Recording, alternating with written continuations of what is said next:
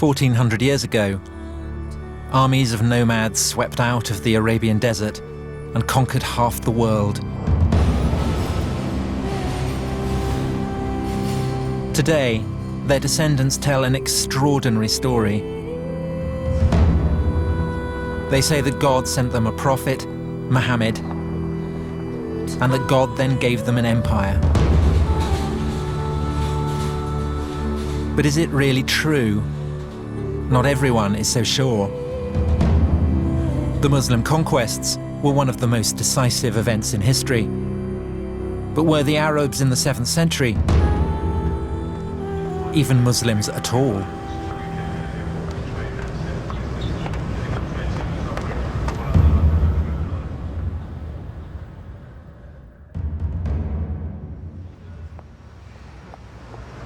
My name's Tom Holland. I'm a historian. I write about ancient empires, so Persian, Greek, Roman empires. And now I want to write about the most influential of all the ancient empires, the empire founded by the Arabs in the 7th century, the empire that gave us Islam.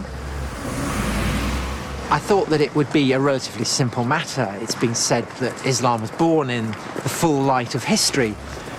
But when I began on the project, I discovered that that wasn't actually the case at all. When it comes to Islam's beginnings, there is no full light of history, only a kind of darkness. And when you start looking, everything seems up for grabs. From the beginning, I felt like I was being sucked into a black hole.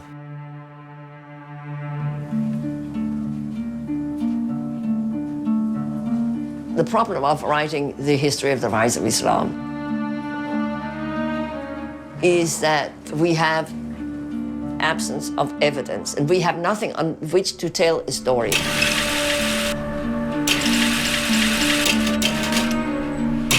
I had expected Muslim testimony from the 7th century, but there's nothing there.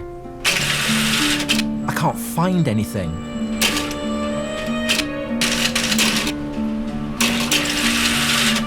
There's a problem here.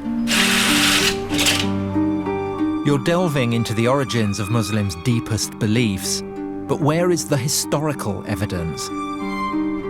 Sometimes the belief of the believer and the understanding of the scholar cannot be squared.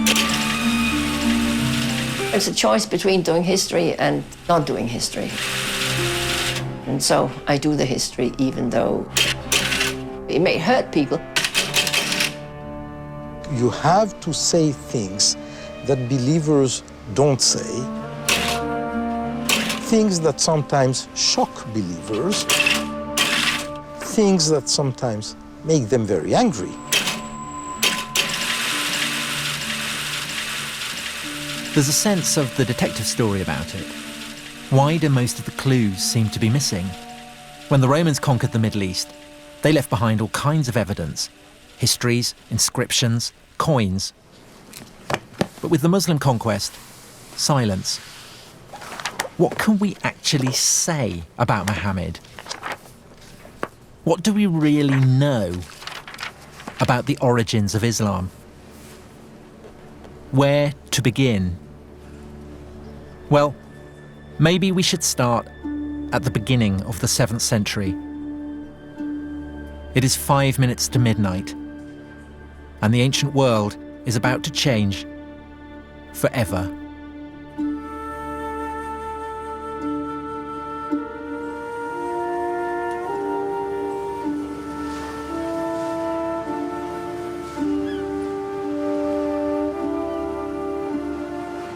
This is Istanbul. In 632, it was Constantinople. For 300 years, the capital city of the Roman Empire. A Christian city at the heart of a Christian world.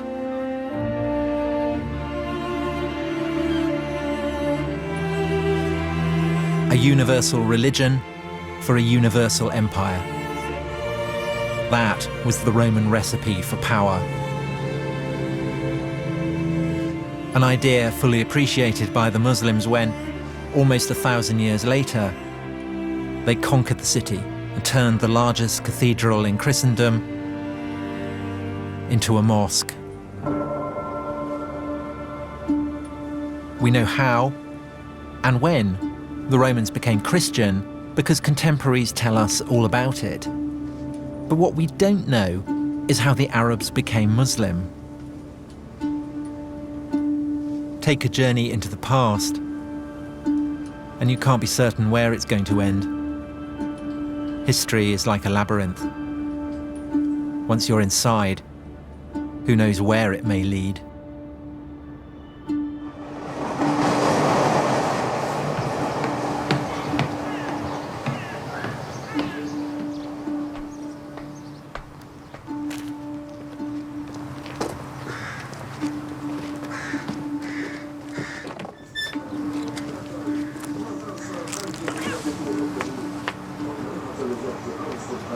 So here we are, the great palace of the Roman emperors of Christian Constantinople.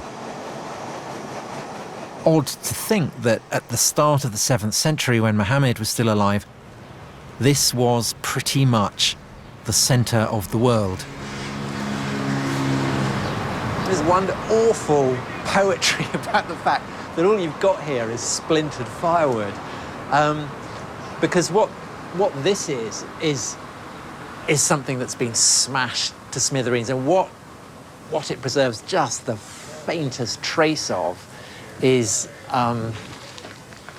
what was at the time the hub of the greatest power on the face of the earth.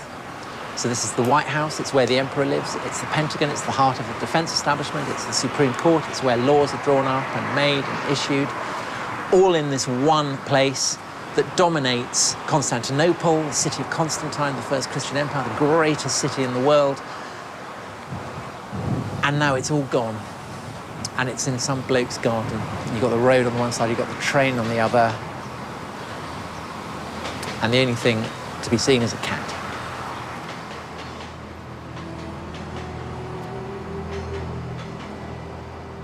By 630, the Roman Empire had just overcome the worst crisis in its history. Its old enemies, the Persians, had overrun its fairest provinces.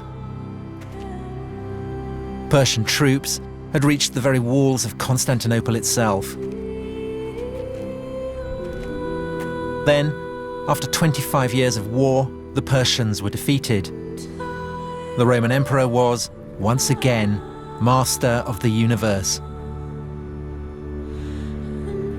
At such a moment, how could he have had any conceivable idea of the ruin that the heavens had in store for him?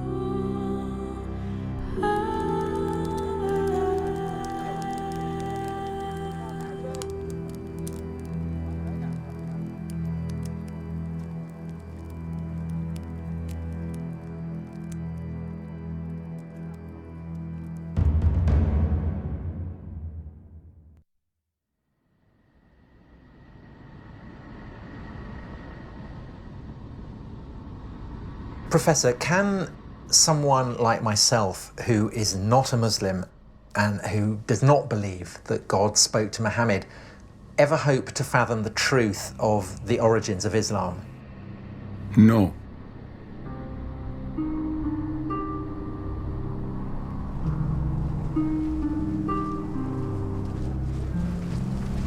العرب نعم الرسول عليه الصلاة والسلام كان عربيا. Bedouin, the face of the Arab conquest. The shock troops who, in the 7th century, swept out of Arabia and forged a colossal empire spanning half the world. And here in the desert, no one doubts that the conquerors were indeed Muslim.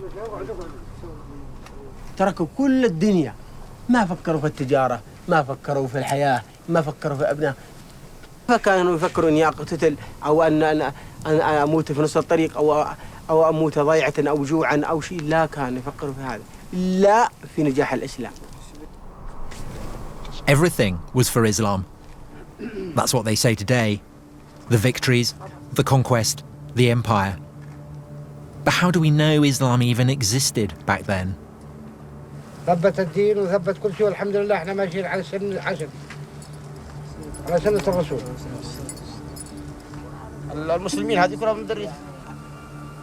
يعني هذه احنا من ذرية الناس والله.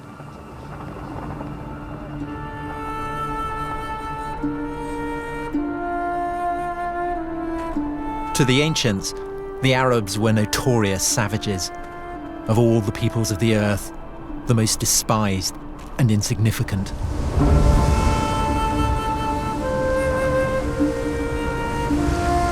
Yet after 10 years, in the first half of the 7th century, they deprived the Roman Empire of her richest provinces, crushed the Persian Empire, and taken possession of most of the Middle East. A staggering achievement. For most Muslims, a miracle. Only God could have made it happen. Bedouin Arabs, they're at the margin of history during the Roman Empire. That through such a people, the whole of North Africa and Spain should be transformed in just a few decades, and a whole new civilization created within a century from China to France.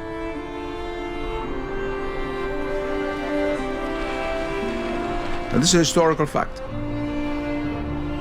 And it all began, the story goes, when a merchant named Muhammad in a mountain cave heard something as terrifying as it was awesome, the voice of an angel. O Muhammad, thou art the apostle of God.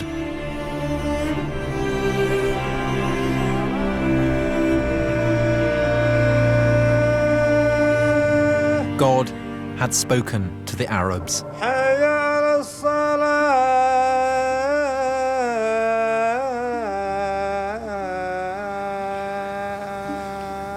الله أكبر.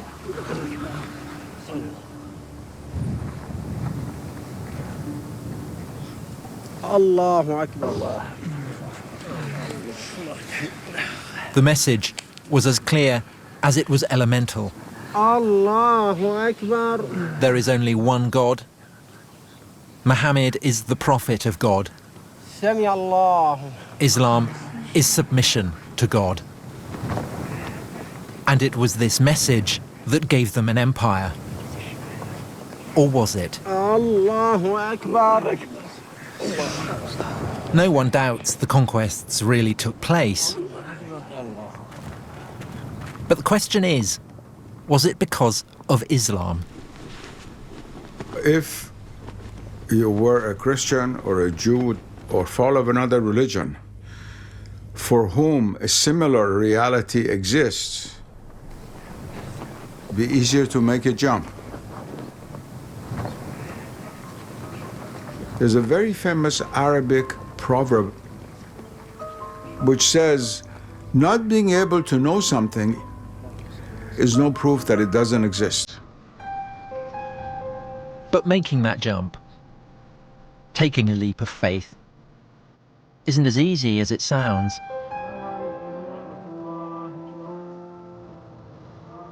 In Western universities, historical research is all about skepticism and doubt. And just as earlier generations of scholars turned a penetrating spotlight on the life of Jesus, so now some are taking a radical new look at the life of Muhammad. Patricia Kroner is a professor at Princeton. She is one of a number of historians whose research into the roots of Islam has sharply divided the world of early Islamic studies. You cannot reject the Muslim story, she wrote, but you cannot accept it either. The only solution is to step outside of the Islamic tradition and start again. There is a curtain as regards Muhammad that you can't get behind. What do we know about him and his life? Well, we know that he existed. We know that he was active somewhere in Arabia. We know that he's associated with the book, the Quran. He was the one who uttered it.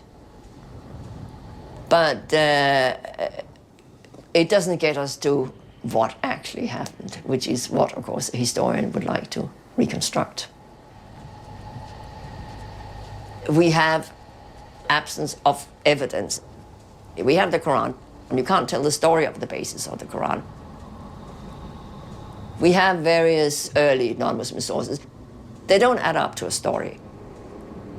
We have nothing. We have this one book out of a nothing. There's complete darkness. But here, that's not the way they see things. The Bedouin think they know everything about Muhammad. His character, his wives, even his favourite food. This is a whole world founded on stories of Muhammad. كان يعيش الرسول على الجمال، وكانت هي الوحيدة الذي يتنقل عليها البدو والأجمال والإسلام، وإحنا على هذه نعيش ونتحمل الصبر. إن الصبر كويس، ونصبر على الماء، على الظما والأكل والجوع. ولكن هذا يعاني فيها الرسول وكانت الجيش لأجل الإسلام، لنصبر هذا الصبر، لنقطع هذه الصحاري، لننشر كلمة الإسلام إن شاء الله. But the problem is, how do we know this was what it was like? How can we separate what really happened from the hearsay and the myths? Do we know, did the Prophet Muhammad come here, Huna? Yes, وأنه كان خرج من مكة إلى مناطق الشام وجاء على منطقة فجلس في شجرة في الصفاوي. Was there a tree? Was Muhammad even a travelling merchant? The evidence is almost non-existent. The earliest biographies we have were written nearly 200 years after Muhammad's lifetime. In most religions, the tradition was handed down through oral history for millennia. This is put aside. That was called positive history. The oral tradition is completely negated. Well, oral tradition means that you remember what you want. Some of it must be history, and most of it is clearly not history. It's just that they have been reshaped, rethought. They have been taken out of their original context, serving new functions. They've been cleaned up by all kinds, or cleaned up or messed up, if you like, by all kinds of interests that people have in the memory. If supposing there is no written text of the time of the Prophet mentioning his name, the same is true of Christ. The same is true of Moses. That doesn't mean anything because there's always the oral tradition. Sometimes if you have other sources from other points of view, you can suddenly see what it is that's been changed, and then when you can see that, you can also see why it has changed. But because Islam arose in a relatively remote corner of the world, we don't have these checks. We don't yet have the key that can unlock the tradition.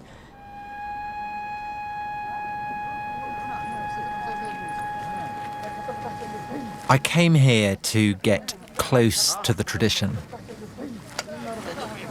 And when you're here, you can feel its weight. It's in the air. It's palpable.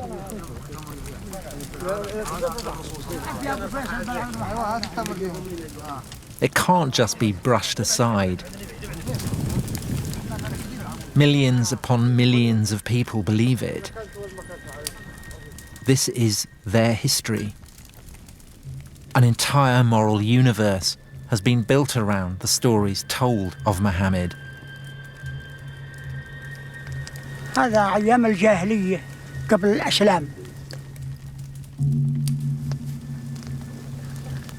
كان الواحد يوم تجيه بنت خوفا لا تعمل عيبة وكذا إلى آخره يذبحها، لأنها عار، يجيب لها عار ويجيب لها منتقد بين البشر.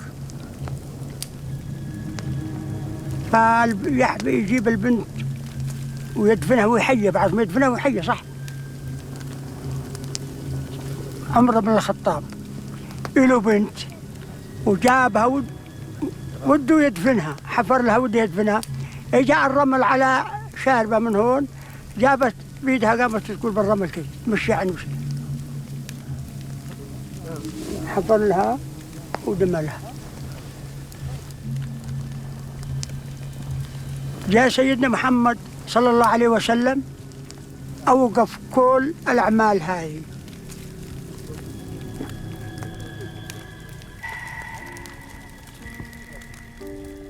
Listening to all these stories, part of me very moved. The other part of me was wondering, well, how do you know this? Where do these stories come from? Are they really true?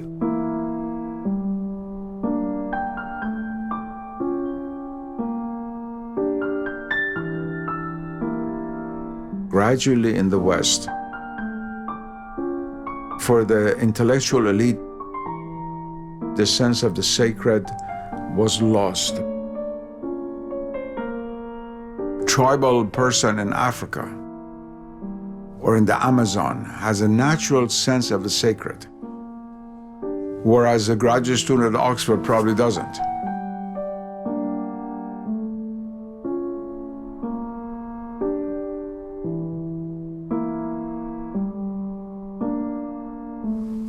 الله أكبر.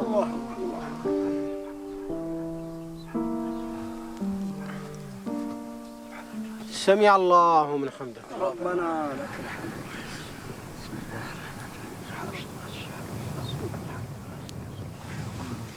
الله أكبر. الله أكبر. سبحان الله. الله أكبر. الله أكبر. يا رحمة الله. الله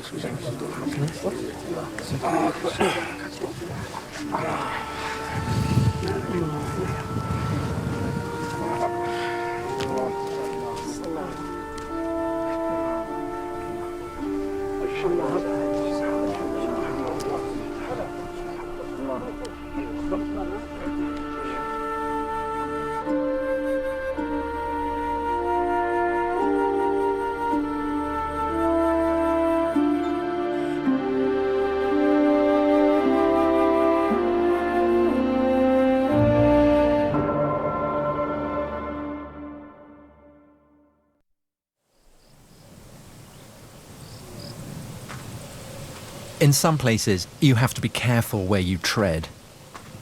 Muslims believe that from the very beginning, the great Arab conquests were all about Islam. But in the 7th century, you can barely find a new religion called Islam anywhere in the historical record. And that's why I've come here. This is Jerusalem. They've been building walls here for a long time.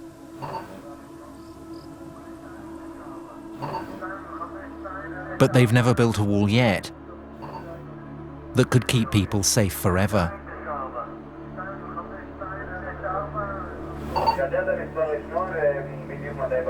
Historically, the capital city of God has always been one of the world's most conquerable places.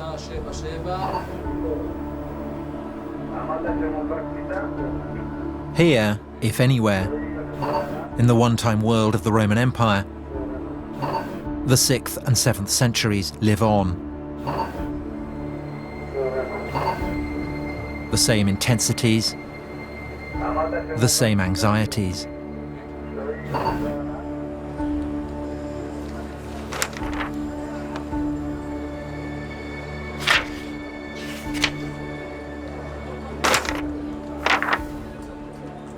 For thousands of years, Jerusalem had been shaped and mapped by the religions of its rulers.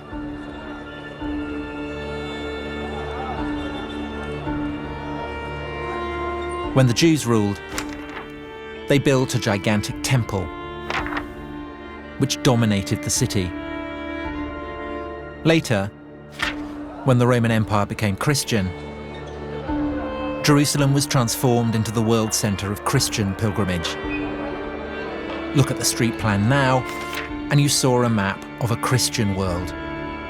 The Jews were gone, airbrushed out of the picture.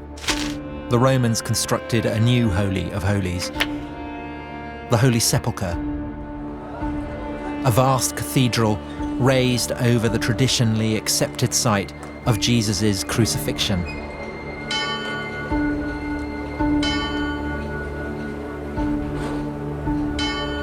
That was how God and empire worked. The Roman Empire believed in God, and God believed in the Roman Empire.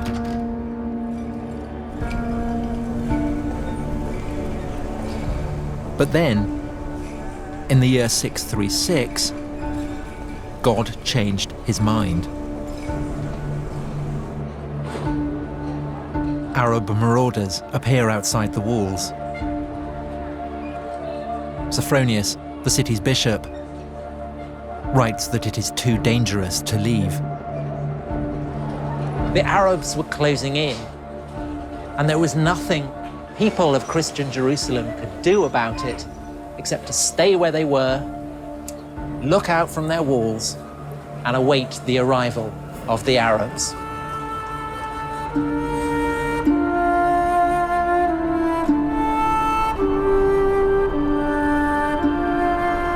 And out of the desert they came, and they had become irresistible. In 636, they beat a Roman army at Yarmouk. Soon after, they beat a Persian army at Qadisiyah. Both empires too weak after their own long wars to resist the Arabs. They marched into the richest provinces of the defeated empires. And less than 5 years after the death of Muhammad, they set their eyes upon the Promised Land. The land flowing with milk and honey, the land that God had promised to the Jews. Now, the Arabs had come to claim that birthright for themselves.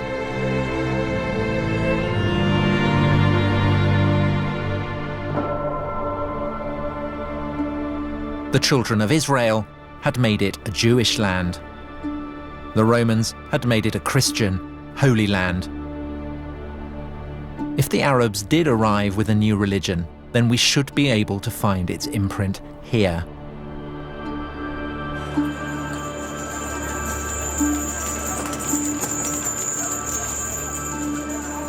Contemporary Christian sources confirm that late in the 630s, the Arabs took over Jerusalem by peaceful negotiation. But what they don't say is what the conqueror's religion was. The truth of the matter is we don't know what was the true religion of the first Arab conquerors. We have a problem because this group of people from Arabia is tiny, and they're ruling over much larger populations who are very well versed theologically, of Christians and Jews and Zoroastrians, but very sophisticated religious ideas. Why would these populations not have risen up in rebellion against their Muslim rulers if these Muslim rulers are trying to impose something totally different that was hostile to their own beliefs? What were the Arabs up to? What were their motives? We know they called themselves believers, but believers in what? Certain Christian contemporaries tell us that the Arabs believed in a single God and that they followed a guide or instructor. But in general, their understanding of what the Arabs believed was deeply confused. Was it a form of Judaism or some kind of Christianity? Or did they have a whole new religion of their own? for the Jews as well as for the Christians. These are people coming from the desert. They don't know who these people are. They don't really know what they believe. They hear things. But perhaps there was a clue. At first, the new Arab rulers seemed closer to the Jews. They weren't interested in the Christian holy places. Instead, they began praying on the ruins of the old Jewish temple. All this only added to the Christians' sense of paranoia. Behind the invasion of the Arabs, they began to suspect a Jewish conspiracy. The moment the Arabs took over Jerusalem, they headed straight up here to what then as now is a broad, open, man-made esplanade. The holiest place to Jews anywhere in the world. So the fact that the Arab conquerors came up here and started building a prayer hall on such a sensitive spot inevitably served to raise quite a few eyebrows. The Jews hope that these Arabs from the desert come as liberators. They permitted the Jews to come back to the Temple Mount and pray there. And the Jews started believing that maybe there is something messianic in these people, and maybe their leader is the Messiah who will permit them to rebuild the temple. Christian theologians who speak about the Arab conquerors find it very hard to understand that they're dealing with a new religion. Who are they? One thing is absolutely clear. Nobody had any notion that the Arabs were doing what they were doing in the name of a freshly minted and coherent new religion, still less that what they were doing was in the name of something called Islam.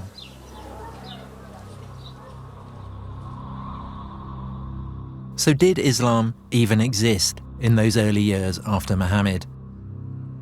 In Jerusalem, 30 years after the conquest, it was business as usual. There were Christian pilgrims in the streets. The churches were full. Ancient religions were practicing their ancient rites. But where was the prophet in all this? 30 years after the death of Muhammad, here in Jerusalem, an Arab warlord called Muawiyah was hailed as leader of the new Arab Empire. But if Muawiyah was a Muslim, then he showed precious little sign of it. The astonishing thing is that nowhere, not on his inscriptions, not on his coins, not on any of his documents, is there so much as a single mention of Muhammad.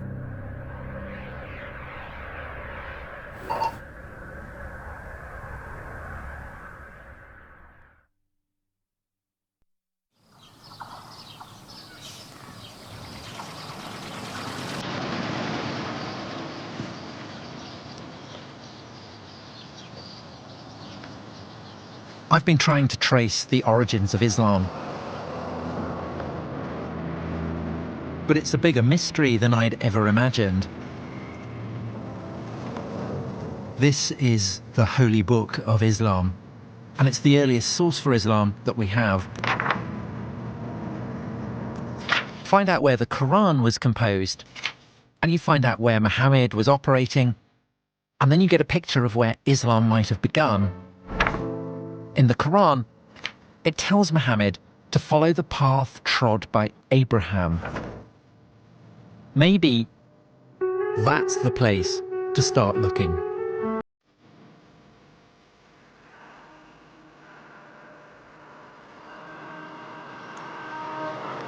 I'm in Hebron, which is a town on the West Bank, and I'm currently in a Jewish settlement. But Hebron is also very much a Palestinian city, and so the atmosphere is probably as tense as it is anywhere between Israelis and Palestinians. There are Israeli soldiers here with very large guns. And what they're guarding is this, the burial place of Abraham.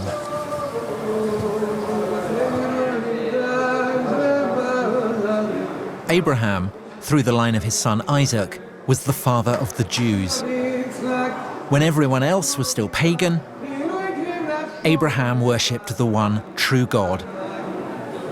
And for this, God rewarded him and his descendants with the promised land, part of which today goes by the name of Israel.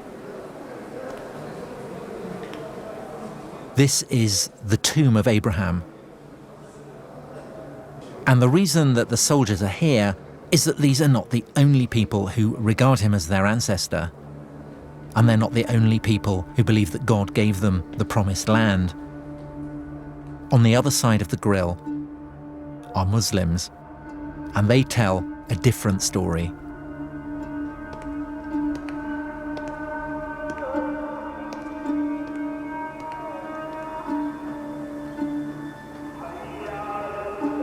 This is the Muslim side, and the reason they revere Abraham is because, as well as Isaac, he had another son,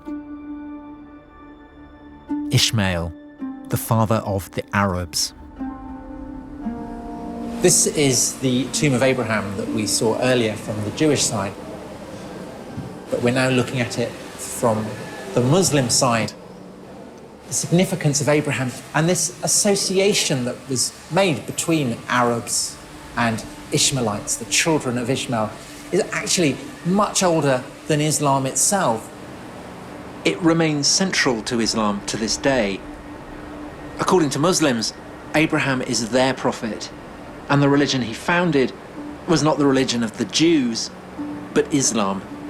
And in the Quran, we read that Ishmael helped Abraham to build a house of God at a place called Bakkah. Neither the Quran nor any contemporary source actually specifies where Bakkah was, but Muslims now would have absolutely no doubt that Bakkah is another name for a place deep in the Arabian deserts. Mecca.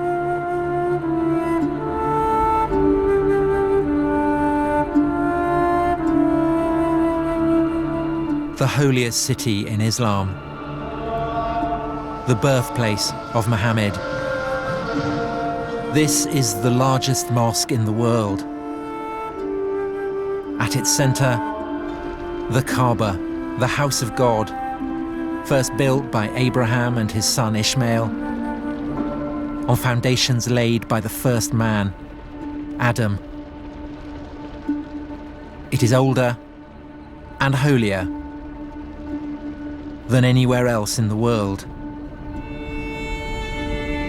It was in the hills above the city that Muhammad received the first of his revelations from God. These revelations would form the holy book of Islam, the Quran, the very word of God. Mecca is where Muslims believe everything began. The crossroads of faith and history. Surely here then, you would think, we could find solid evidence for Islam's beginnings.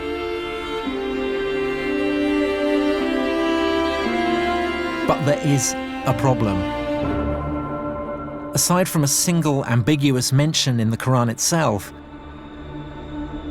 there is no mention of Mecca, not one, in any datable text for over 100 years after Muhammad's death.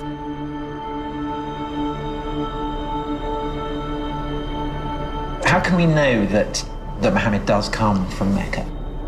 We can't. But on the other hand, if he doesn't come from there, you have to come up with a plausible alternative for where he might have come from, and why would you want to take that on? Why take it on?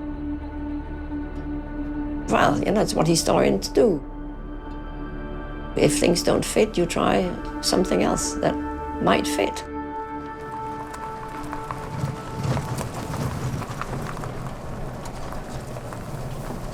Here we go.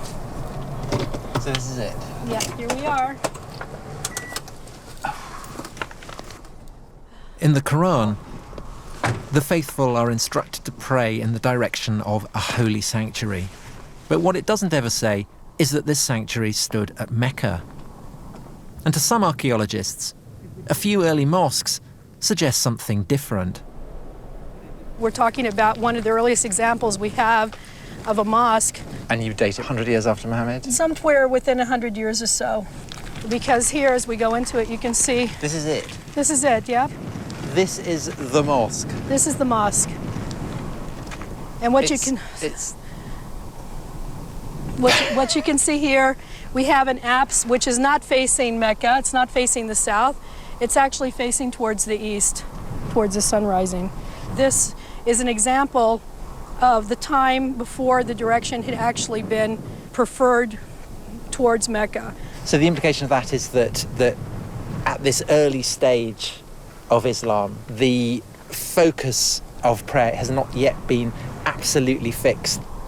The direction of prayer had not been well established yet. And so it's a bit like the concrete hasn't yet set. It's there, you can still play with it, you can still fiddle around with it, you can experiment with it. Very much so. Mm-hmm. Yeah. Wow. Not a decisive clue, perhaps. But it is suggestive that even though there are no Muslim sources, there are reports from Christian writers of the time that the Arab conquerors bowed their heads in prayer not in the direction of Mecca, but in a quite different direction, somewhere further north.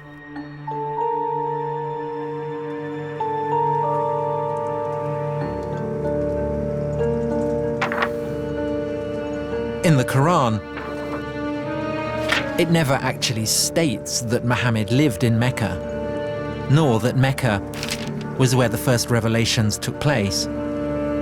Does the material in the Quran point to Mecca being the setting for God's revelations to Muhammad? No, it doesn't. I mean, there is mention of a sanctuary. There is a sanctuary, for sure. But where is that sanctuary? That's, of course, we can't tell. It's devilishly difficult to sort of extract what the context might have been from the text itself. In Muslim tradition, the people of Mecca are pagans, worshippers of idols. But in fact, the people the Quran describes have a deep and sophisticated knowledge of the biblical tradition. The Quran retells biblical stories and alludes to biblical stories, not just biblical, but also post-biblical developments. All this is clearly known to the audience. It suggests that what we have is a kind of response on the part of, let us say, Muhammad, to the debates that were going on in Christian and Jewish communities, where they were debating theological issues and questions that come out of the Hebrew Bible and come out of the New Testament. And the Quran seems to be an effort to engage in the discussion. And so there's a strong connection with the late antique religious discourses that were alive throughout the Near East. So it's obviously not a pagan world we're looking for. The people in the Quran worship a single God, but it then accuses them of praying to beings other than God. And there's something else. The people the Prophet addresses in the Quran are farmers, agriculturalists, but there was no agriculture in Mecca. Mecca does not have an agrarian base. In Mecca, it seems to have been quite an arid valley. If Mecca is this barren, infertile place, how is it that in the Quran, the opponents of the Prophet are described as keeping cattle and growing olives and vines? Good question. This is one of the reasons why some scholars feel that the text of the Quran is really plugged into, say, Syria. Because that's where vines and olives grow, you would find much those further in north. Geographical Syria, right? You don't find olive trees in Mecca. So if Mecca wasn't the starting point of Islam, what was?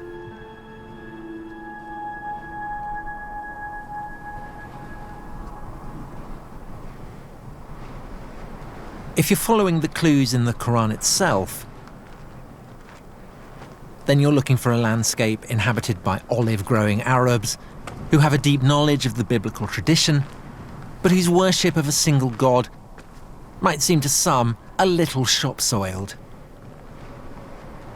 This is the city of Avdat, in the Negev desert.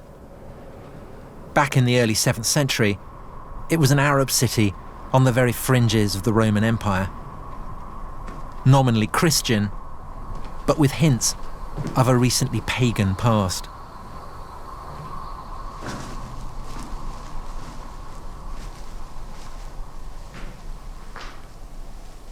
There can be no doubt that this is a Christian place of worship. There are 2 crosses on the ceiling, but there's also something very interesting in the corner, which is a bull complete with horns, and the bull is an image that very probably is drawn from much older native Arab pagan traditions. That doesn't mean that the Christians who built this were themselves pagan, but it does mean, I think, that they are giving their monotheism, their belief in a single god, a little bit of pagan colour. And that essentially is the crime that Muhammad in the Quran seems to be accusing his opponents of. But Avdat had more than the right religious complexion. It also had agriculture and olives. In the lifetime of Muhammad, all this would have been green. It would have been agricultural fields as far as the eye can see. Archaeology leaves no doubt that there was a sophisticated irrigation system here that really did make the desert bloom. And so while that doesn't mean that this Avdat is the actual spot where the Quran was composed, it does imply, I think, that the region as a whole seems to fit the wider context of the Quran better than somewhere much further south, in the arid region of Mecca.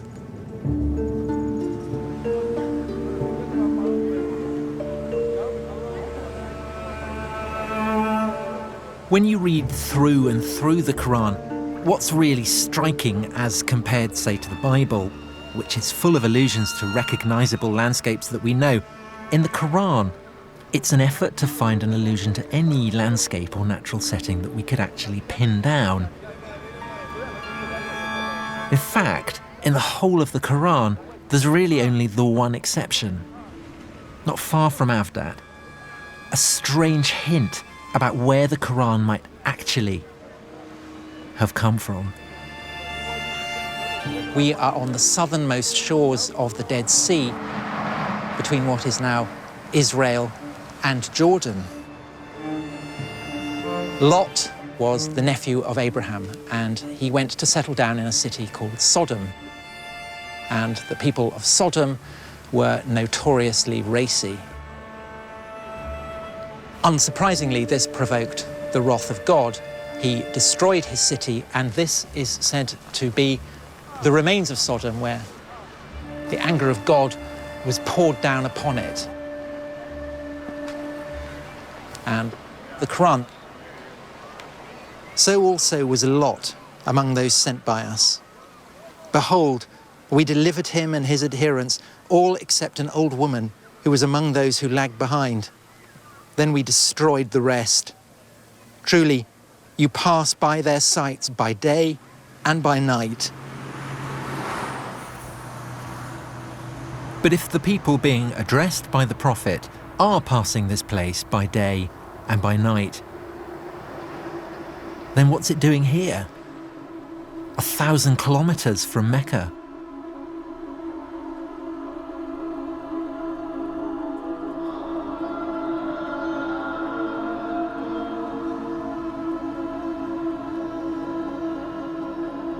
In terms of someone who is looking for clues,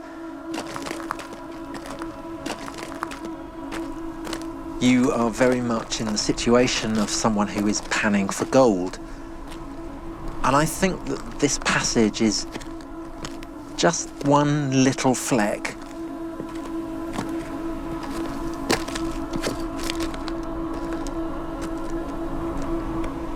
I mean, there is one possibility, of course, which is that this one fragment originated in this neighborhood.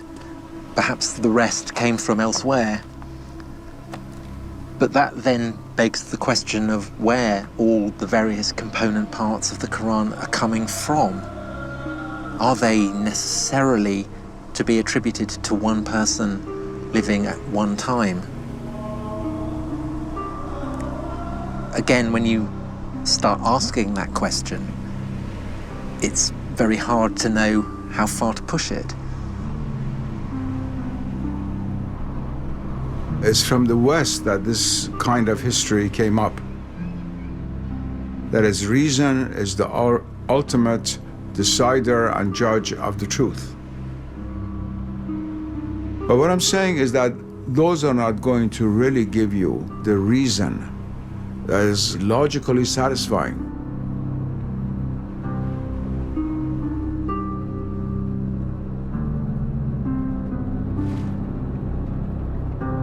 Where do you think the likeliest place of its origin? Well, that I don't know. That I don't know. I don't think I should speculate on that. Okay, all right. Okay. My greatest fear is that I'm completely wrong. I do sometimes wake up in the middle of the night and think I've got it completely wrong. Once the world is reduced to a mechanical world, then all other levels of reality lose their status as being real. And they're relegated to the realm of so-called superstition. And what is not seen is considered not to exist.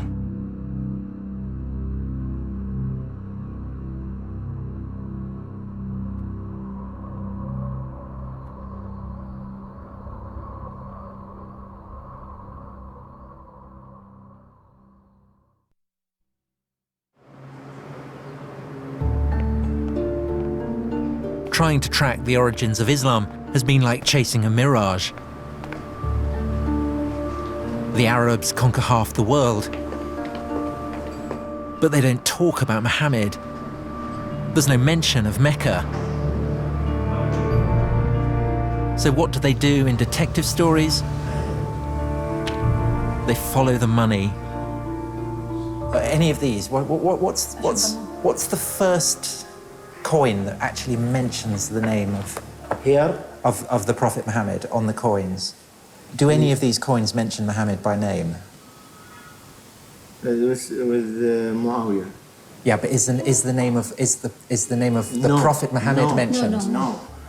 Every coin tells a story. Every inscription conveys an idea of power.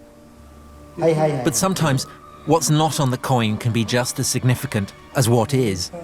It would be nice to see the earliest coin that mentions Muhammad The earliest coin that has Muhammad's has the name of Muhammad. They don't have it, but Because it's odd that we're 60 years on from the death of Muhammad and no mention of Muhammad.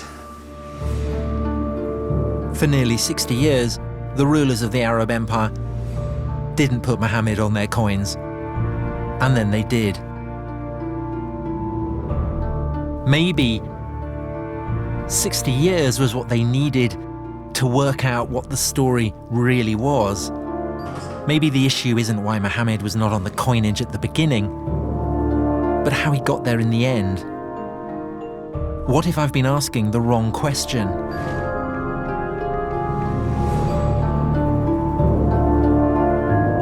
What if it wasn't Islam that gave birth to the Arab Empire, but the Arab Empire that gave birth to Islam? The empire was rich beyond imagining. By the mid-680s, it stretched from northern Persia to Egypt and North Africa. But who had the right to rule it? A vital question on which the Arabs could not agree. And with so much to play for, they began to turn upon themselves.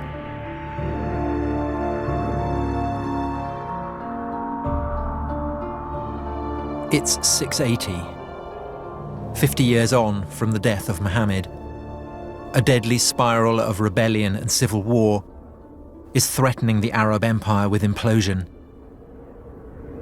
And from deep within the Arabian desert, a new claimant to the empire emerges. His name, Abdullah ibn al-Zubayr. And Ibn al-Zubayr is going to change the game.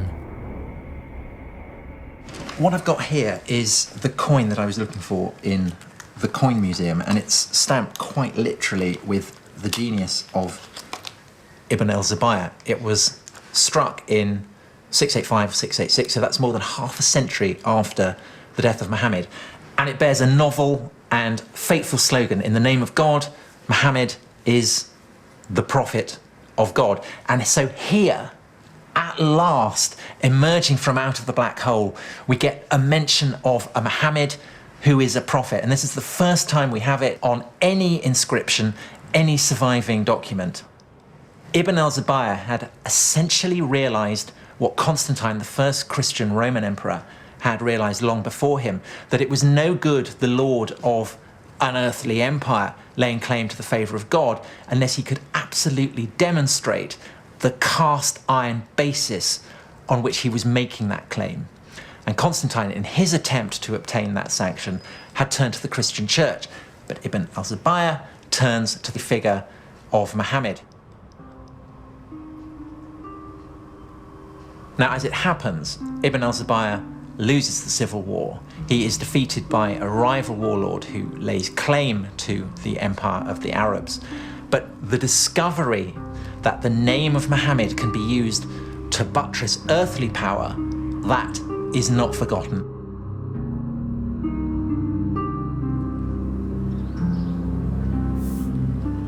The civil war had been a very close-run thing. And the victorious warlord, Abd al-Malik, had no intention of ever again allowing Muhammad's legacy to fall into the hands of a dangerous rival. The Romans had known all about religion and power. When they had become Christian, they had redrawn the map of Jerusalem. Now, Abd al-Malik set about fashioning a holy city of his own.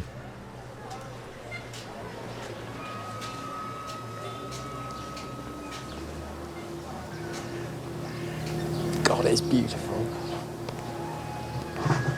The Dome of the Rock. It's the oldest Islamic building in existence. In design, it was Roman. And Abd al-Malik was doing something else that was Roman, plugging his dominion into the power of God. On the walls, there is an unequivocal mission statement. Religion, in the eyes of God, is Islam. There are mentions of Muhammad, quotations from the Quran. At last, something that we can recognize unmistakably as a new religion. There's a sense here of something new coming into being. There's the sense of the old, the Roman-style pillars and the mosaics. And yet, this is clearly not Roman, this is clearly not Christian. This is the beginning of something very, very potent, a harbinger of a spectacular future. It was built on the very site of the old Jewish temple. Down here, the foundation stone of the world, the very junction of heaven and earth.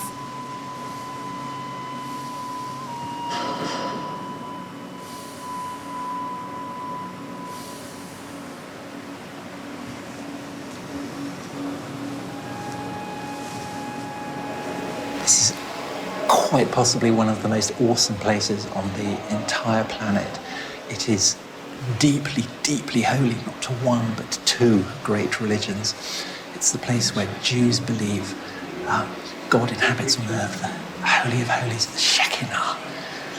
And to Muslims, it is the cave that Muhammad prayed in after being brought here from Mecca before he ascended to heaven to be confirmed as the seal of the prophets.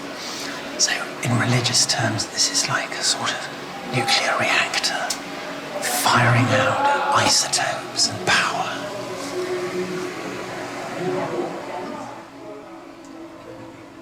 is certainly a very grand statement that we Muslims have superseded you Jews. And we have superseded you Christians by being filled with inscriptions directed against Christian Trinitarian beliefs. So it's Muslims saying, we are here, we've come to stay, and we are the winners. Abdul Malik now rules his empire as the deputy of God, just as the Christian Roman emperors had done. And like the Roman emperors, he has built a house of God in Jerusalem. But Abdul Malik, Lord of Jerusalem though he is also an Arab. Perhaps for Arabs, Jerusalem, for all its ancient and unrivaled potency, owed too much to the Jews and Christians to stand alone as the holy city of the new Arab empire.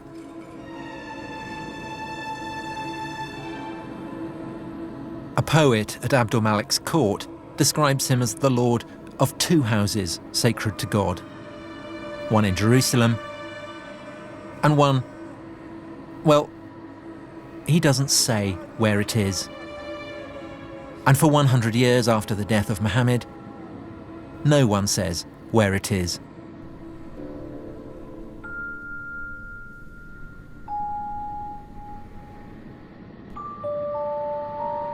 All sources go on calling it a place in the desert.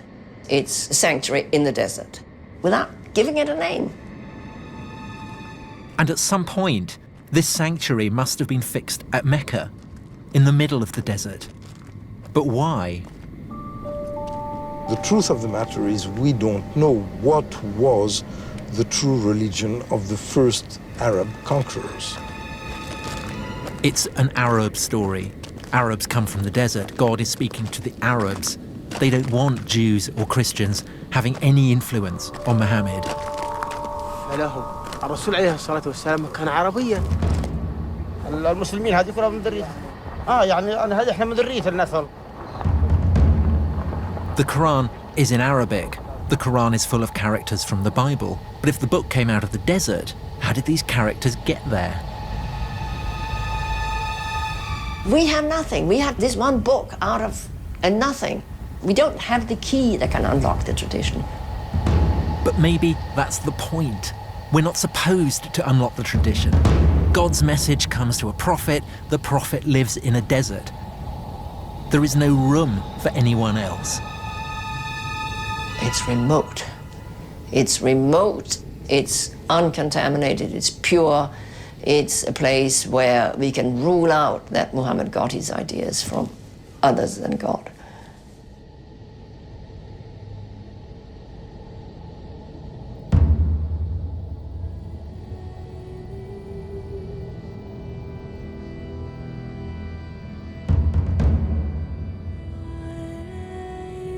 It's interesting that this rationalistic history is very weak in being able to provide causes for certain effects. Not being able to know something is no proof that it doesn't exist. You begin by looking in the record, and all you find is emptiness. And you end up in the desert, and all you see is emptiness. But perhaps the emptiness is the answer. Maybe Mecca gave Islam what it most needed. A blank sheet where Muslims could put their prophet beyond the reach of history.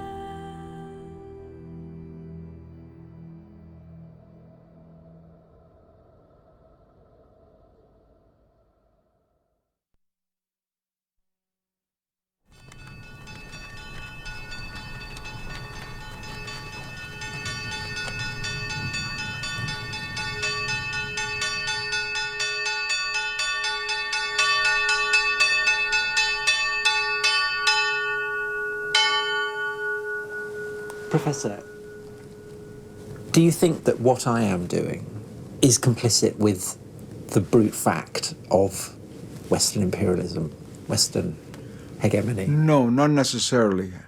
As long as you remain aware of what you're doing. If you come as a Western scholar or historian, and in all honesty, present what your worldview is, and let's say when I look at the Islamic world from this paradigm, this is what I see, and bring out why this is different from how Muslims see themselves, that I think is a very honest effort, and is a good effort. But if you try to act as a doctor to a child, take this medicine, is good for you, you don't know, you're eating the wrong thing, this is how it should be, that's where the problem begins. And the Muslim world is not going to accept that. The days when the British would bring scholars from England to teach Indians how to be Hindus and Muslims is finished. It's finished. It's true, before I began, I did have preconceptions. I was brought up a Christian, but I was also brought up in an environment that questions everything. Studying ancient history is a process of paint stripping, tearing away stories that you want to believe the literal truth of. This is supposed to be Mount Sinai, where Moses saw the burning bush, where God gave him the 10 Commandments. But there's no historical evidence for any of this. Christian monastery, Roman fortifications, the old partnership, God and empire. Between them, they turned this place into Sinai. In my heart, I want to believe it, but my head won't let me. We believed that there was a living tradition kept by the people here, that this is where God had revealed himself in an extraordinary way. How much would it matter if it turned out that this wasn't the place where Moses had received the 10 Commandments? But the spiritual encounter with God is more important. The reality is there, even if your eyes aren't open to see things in actuality. God is always present, but you're not aware of his presence. Ultimately, the city of God matters more than the city of man. Yes.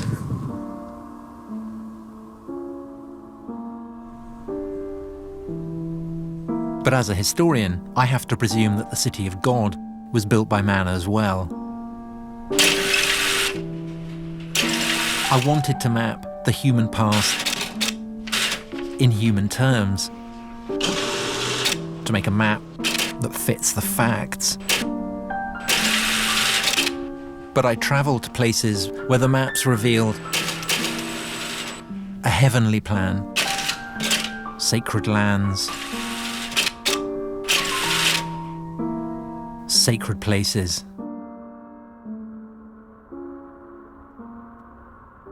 A world where you don't have to believe in God to feel the power of God.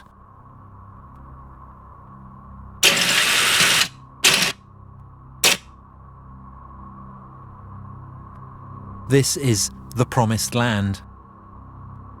Some call it Israel, some call it Palestine.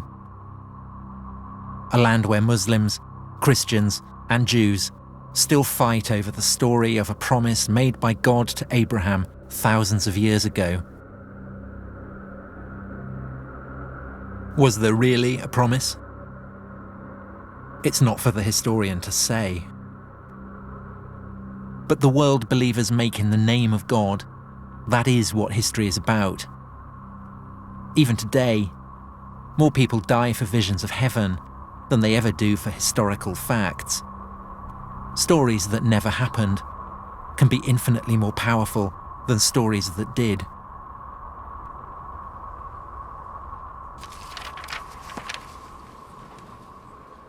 I set out to write the story of the beginnings of Islam.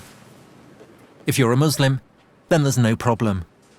Everything is explained by God. But I'm not a Muslim. And I don't think that civilizations appear like lightning from a clear blue sky. What I think now is that Islam emerged from a whole range of circumstances. From the religions and the empires and the convulsions of the world that witnessed its birth. And yes, of course, it is still the case. The black hole that surrounds Islam's beginnings doesn't give up its secrets easily. But maybe we are getting somewhere. The search for the historical Muhammad, for the origins of the Quran, for the whereabouts of the first sanctuary, for the way Islam evolved out of the Arab Empire. These are pieces of a whole new story.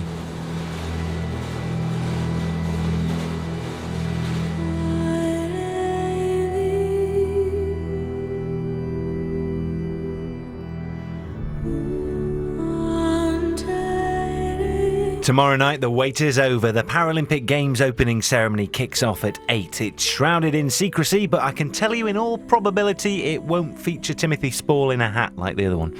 Next tonight, 2 houses and 5 garages were full of stuff 6 months down the line. How's the big clean out coming along? Catch up with the obsessive compulsive hoarder.